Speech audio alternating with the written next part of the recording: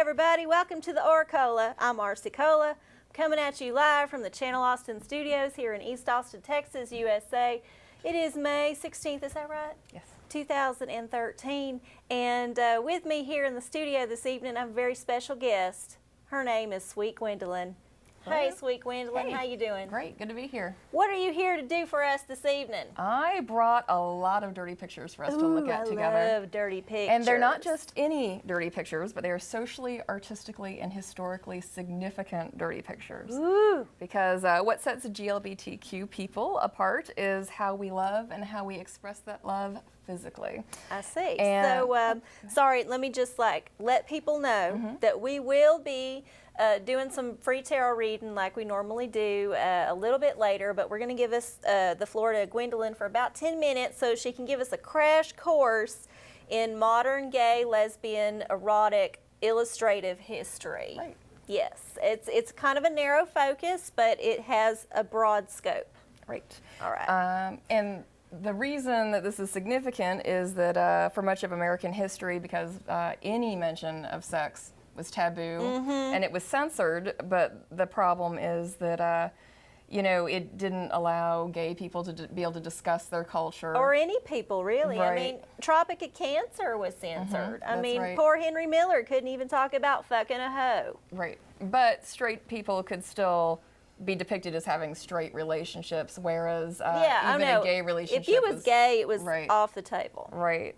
So since we are living in enlightened times in an enlightened city, Yes, I we are. thought I would seize the opportunity to have a gay and lesbian erotic art history right now. And so we're going to start with one of the most important gay artists of the 20th century, which is Tom of Finland. But for perspective, the reason Tom of Finland, who you can see the sailors and the leathermen, well, they just disappeared, but there they are. For contrast, though, Right here. Right there. There they are. there they are. Hey. And we'll be looking at plenty of them in just a moment. But for contrast, if you can see the two sailors, this is what gay art looked like. That was the common conception both within the gay community and the world at large. Gay men were always portrayed as being very effeminate. Look at them Nelly Nancy's prancing. Right, they were called pansies, sissies, I see their fairies. butt cheeks. And they were always very effeminate. Prancing, Right, they had lipstick. Look at them Nelly's prancing. Plucked eyebrows.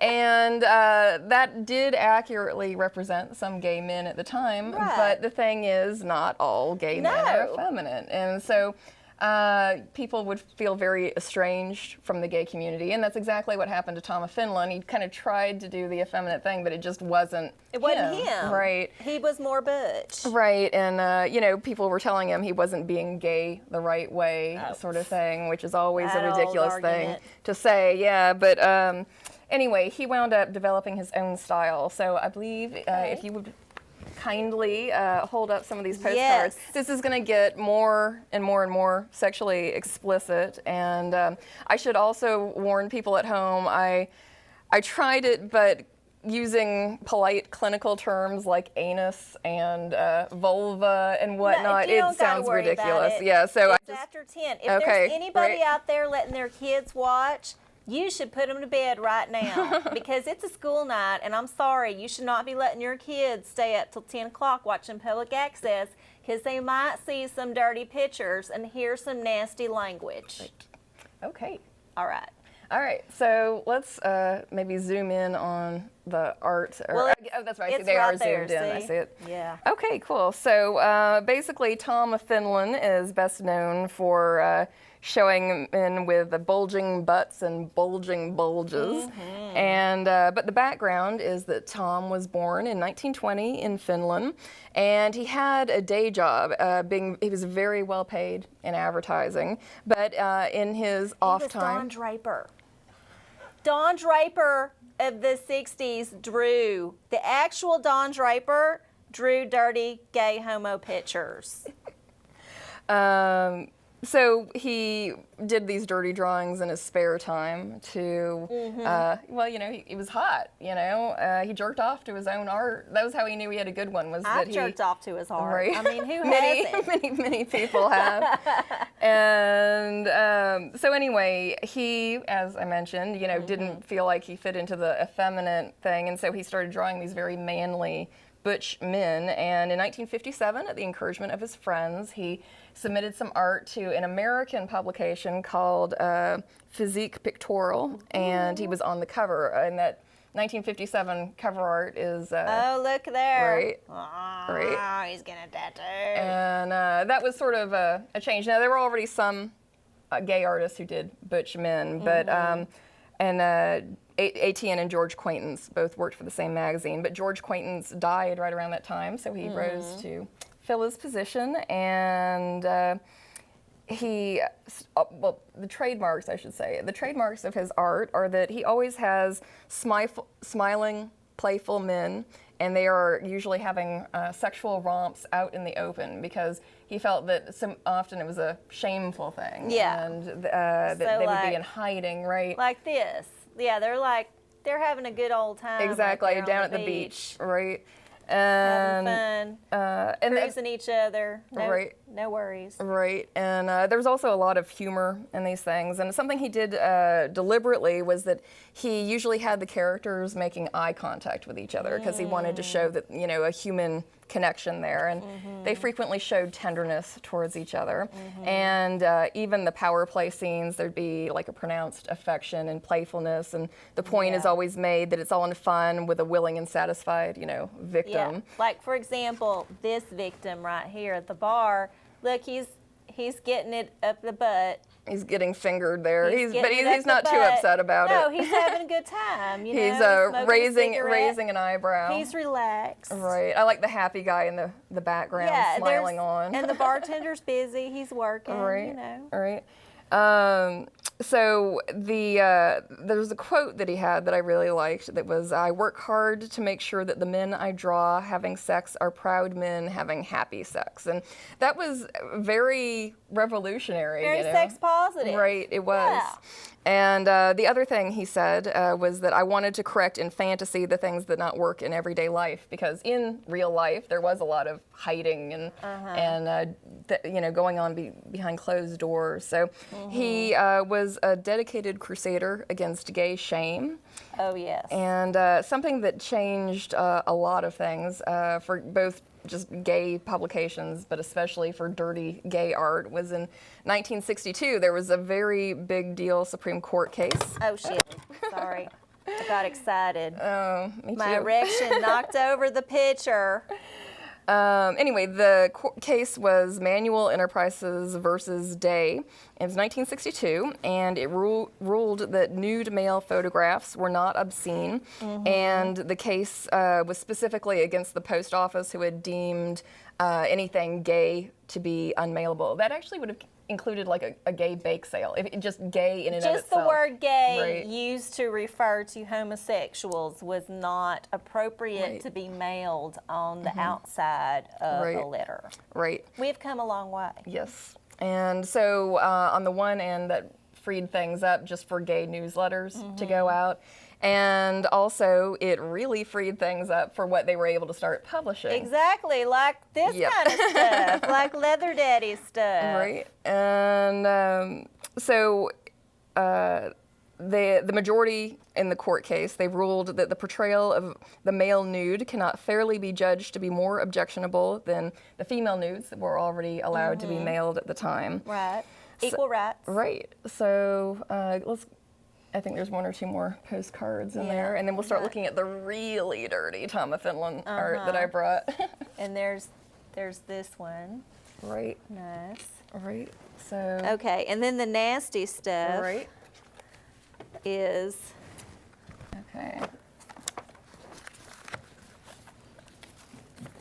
look That's here. sideways. Is it sideways? Yeah, Like there you this? go. Woo! Look at there. So these are the daring young men on the flying trapeze, yeah. He's sliding right into having a cock up his ass. And he's got a cutout in his tights just for the occasion. In fact, it has stars around it, so it's meant to be. And then there's this. Here we go. I call this one the police officer's ball. None of these have titles. They're all just Tom of Finland drawing. And he did like thousands of drawings, but this is what a lot of them are like. I like kids, don't try fisting like that at home. He makes it look a lot easier than it actually is. You know, there's a lot of fantasy and suspension of disbelief involved with illustrative art, and please always be safe in what you experiment with. And in fact, in the 80s, starting the early 80s, in response to the AIDS crisis, Tom of Finland drew condoms on most of his now that's a models. very responsible artist's response to the change in times. Right. All right. And then, that's sweet. Hold on a second, guys. I'm sorry. I don't mean to interrupt, but can you go back to that other picture? Which one? One you just dropped? This one? I love that there's a neighbor watching over this. Yes. That's a common theme in a lot of erotic art. Great. For humor, there's usually like some peeping Tom, like. Because there's always voyeurs. I mean, if you're looking at porn, you're a voyeur. Cool. Anyways, yeah. Okay. So it's a very tender and sweet illustration. Yeah. So it ain't just about erect cocks. And actually, it's worth mentioning that Tom of Finland was actually with his partner for around 30 years. And so he was very dedicated to showing like loving relationships between men. All right, well, I think we've come to a nice stopping point where we can solicit the public for live telephone calls. If you would like to speak to me or Sweet Gwendolyn about anything you've seen this evening, or if you would like to get a free tarot reading, which is the purpose of the show, don't be shy. Dial 512-477-2288, and we will get you on the line. And in the meantime, let me just ask Sweet Gwendolyn why she might have the authority to preach to y'all on public access about this subject. I'm an enthusiast. I could talk about this stuff for hours. Right, but I mean, do you have credentials? Oh, yes, I do have credentials. When I was in college, Oh, sorry, we'll get to that. Hi, you're on OraCola. Who's this? Hi, this is Gabrielle. Hi, Gabrielle. How you doing, honey? Well, how are you? Good. What you want to know tonight? I wanted to do a tarot reading. I'm actually graduating soon. So Did you send me a Facebook email today? I sure did. Oh, well, you called in. All right, Gabrielle, honey. Well, I guess because you're graduating, you are curious about the direction your life may take and how you should perhaps accept that path that opens up in front of you, right? Hello? Gabrielle? Right here, sorry. Oh, did you hear what I said? About the past. Yeah. Just say yes. Just say yes. Say yes. Sure will. Okay. All right. I'm going to throw you a card down. You ready? The coins. All right. So because you have just graduated from college, you are probably very much concerned about how you are going to make your way in life. And the coins card is all about kind of the material comforts that you rely on to get you through every day. Your health, your wealth, your home, your family, your vocation, all them things. So think about, really hard, think about what you want and need to feel happy in them areas. And since you're out of college now, you have a lot of freedom to actually make your life fit what you desire. Don't be afraid to try new things, but always be cognizant of the fact that you are responsible for putting it out there so that you can receive it. Okay? Yeah, that's great. All right. Well, did you have a question for Sweet Gwendolyn? It's okay if you didn't. I'm just asking before I let you go. Thank you. Okay. All right. Good luck, honey, and congratulations. Good night. 512-477-2288 is the number. That was a good card for a grad to get. Yes. Yeah. Are you familiar with the tarot at all? vaguely.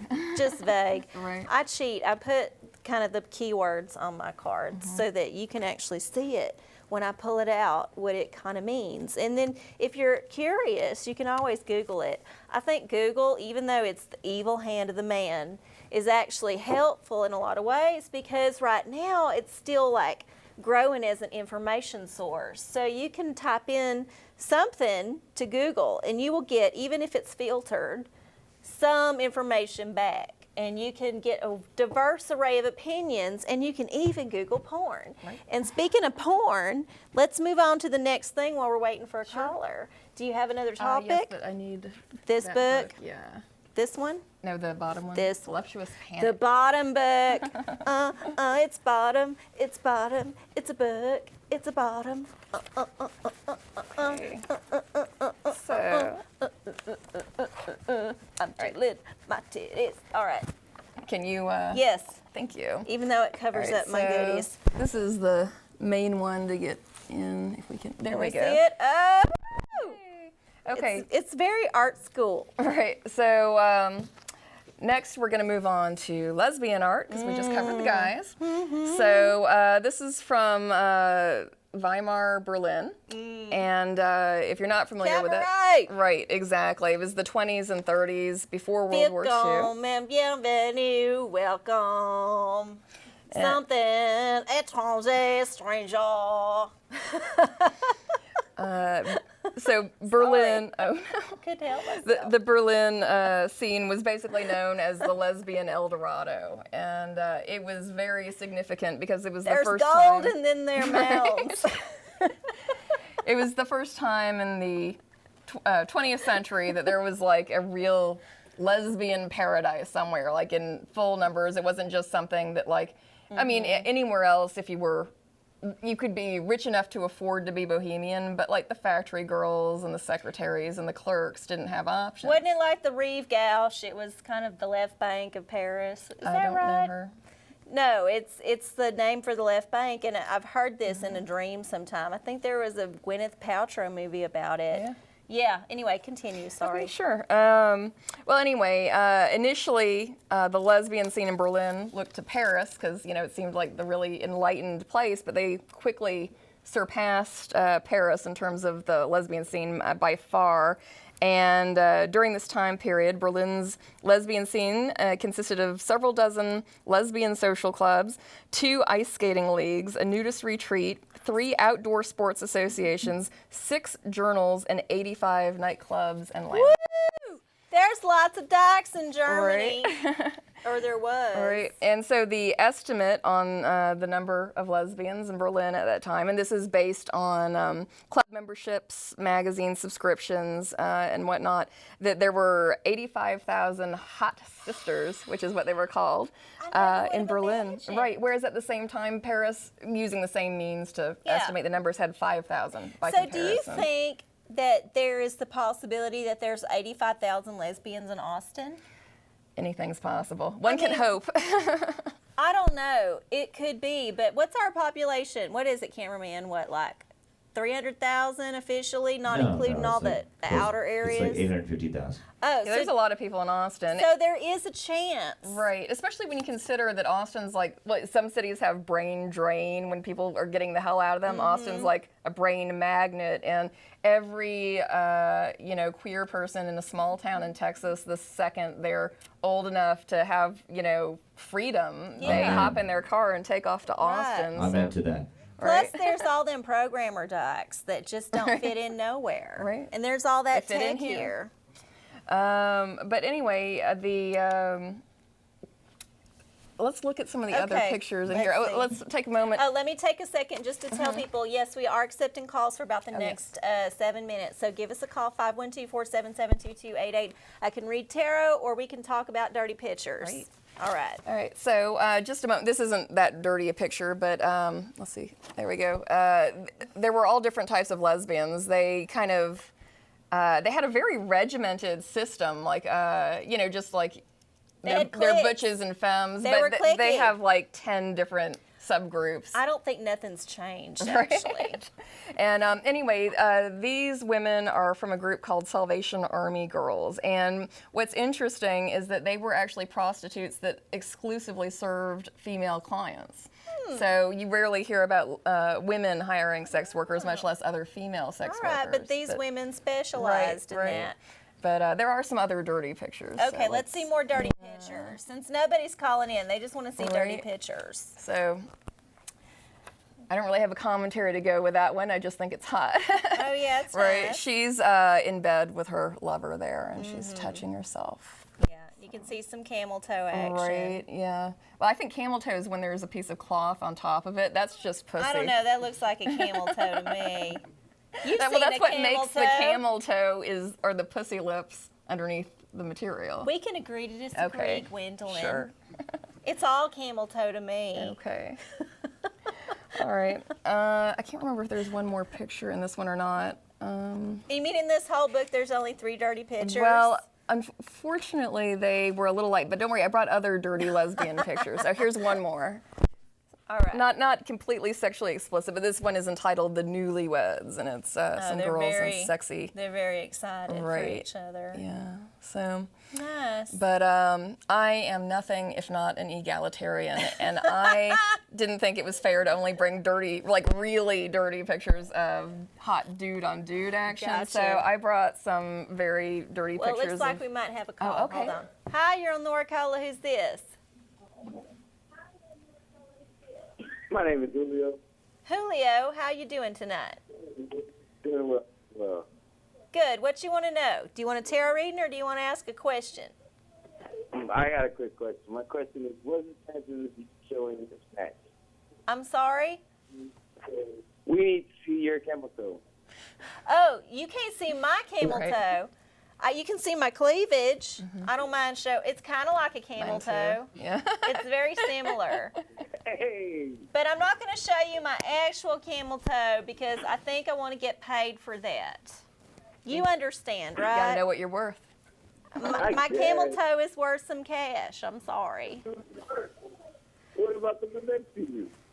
Do you want to show your camel No. toe? No. Sorry. But thanks for asking, Julio. It was real sweet All of right, you. no problem. All right. Good night, honey. See, that was easy. Julio just had a genuine question. Yes, He no was question, He and was easy to respectful answer, when yeah. we said no. He didn't berate us. He didn't call us names. He was like, okay, that's fine. Right. But you know, nothing ventured, nothing gained. So if you are unsure of somebody's sexual preference or sexual predilections, you will never know until you ask them. All right. Okay, let's On move to on. the hot. The next lesbian art. picture. So why don't you?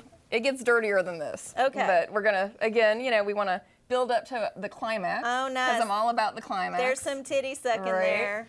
So This looks Asian. it is. This is Japanese, and this style of art is referred to as shunga. Shunga. Right. A sugar, sugar, shunga. Right. And what was talk about like a world away? The Eastern view on sex has always been very different than the Western view, and they've been much more liberated. Yeah. This is not practical. Right. This isn't like some dirty thing you would hide under your mattress. This would have been on the wall in the living room. Yeah. And but just to give the background, what happened is that. In the Edo period in Japan, which was from 1603 to 1867, they developed like the wood printing technology. So for the first time, anyone could have art in their house. It was like the Gutenberg Bible of Right. Japan. When they could print dirty pictures for everybody, it revolutionized the whole It's culture. true. And anyway, and just so you know, shunga is Japanese for picture of spring, and spring is a euphemism for sex in Japanese, or at least it used to be. Isn't it beautiful how human culture just like has so many similar things? Yeah, let's go on to the next Yeah. one. And anyway, shunga was enjoyed by all social groups in the Edo period and was widely available to both men and women. Oh, that's sideways. Oh, sorry. Other way. There you go. So There we go.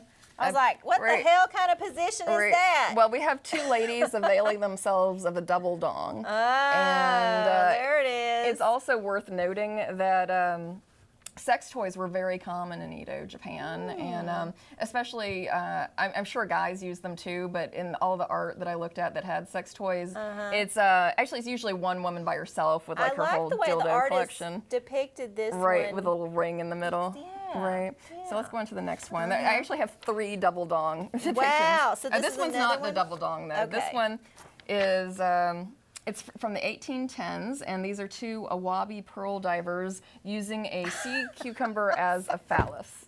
I'm sorry. They're pearl divers. Right. I cannot believe I didn't catch that before now. Right? How could you pearl. not? I don't know. That's the first thing I was being thought roasted of. in my and work. they had sea cucumbers. What?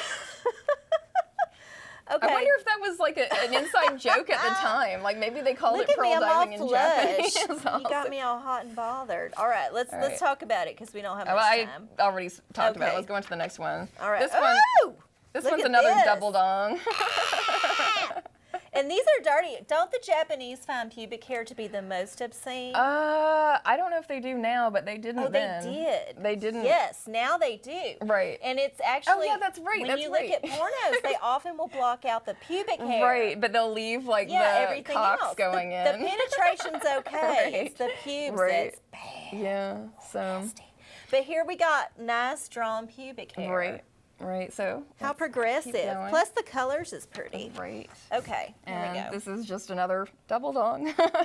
So many double dongs, so little time. Right. And then this one is one of my favorites. Oh, sideways. Oh, sorry. There you go. I can't tell, you know. Right. All And, the Asian pictures yeah, by look the way, alike. all of these things, you see all the writing in the background. These all have like dialogue and captions and Oh, everything. I get poetry and Right, and I regret that most of them in the books I was using didn't have translations. This one did, though, and the caption for this is, at times the maidservants will turn into men. Ooh, applying lube. Right, and yeah, and so what's going on in this scene is that one lesbian has a big strap-on dick, you know, and she's applying lubrication to it. She's gonna slide it into her girlfriend's pussy. Right. So, and let's see, this one was published in 1801, and it was published in a collection of erotic pictures. So some of these you would just buy as a print, and then others you'd buy like a booklet Like that had a whole 10 of them. book. Yeah. Okay. We got time for maybe one more Yes, picture. we got 2 minutes left. Yeah, so if you got one more, if you just have any closing remarks, I think closing Yeah, remarks let's. I think so too. is but the way it goes. I don't know. Basically that's a slice of our history. Well, there, Gwendolyn, you know, this was very narrow. Like, we only got time to Right, get to the a couple tip of the different iceberg. things. I mean, gay people have been drawing dirty pictures for a very, very long time. People have been Yes. drawing dirty pictures That's very for true a long too. time. On cave paintings and everything. Yeah. People. Look, cameraman, we don't have time for that call. I'm sorry. We have like less than a minute. Well, I want to thank all y'all for tuning in this evening. We had a very special guest, and I'm so happy Sweet Gwendolyn was able to come and share with us her knowledge. And we'd love to have you back anytime. Thank you. Oh wait, I'd like to thank Josh. Oh. Who, Josh is here He's with in the me. studio. Right. He's been very quiet. He helped me go through a lot of dirty pictures to help, especially the lesbian shunga. They were all mixed in with the other stuff, so he helped Well, me. only a gay man could Right. choose the proper lesbian pictures. Right. You can't ask a straight Right. man because they all look good to him. Right. He was very He objective. can't be critical, you know? Only a gay man can be critical. 30 seconds. Well, still, thank y'all for tuning in, and thanks Sweet Gwendolyn and Josh and cameraman in the booth. We didn't even really get to talk to you, cameraman. Say hi. Hello. Say bye. Goodbye. Bye. And we will be back next week, Thursday, 10 p.m., Channel 16. I think we're going to have another guest, so you tune in. And we'll see y'all on YouTube and Hotmail and and everywhere on the social media and the internet. And I'm going to shake my titties. Bye.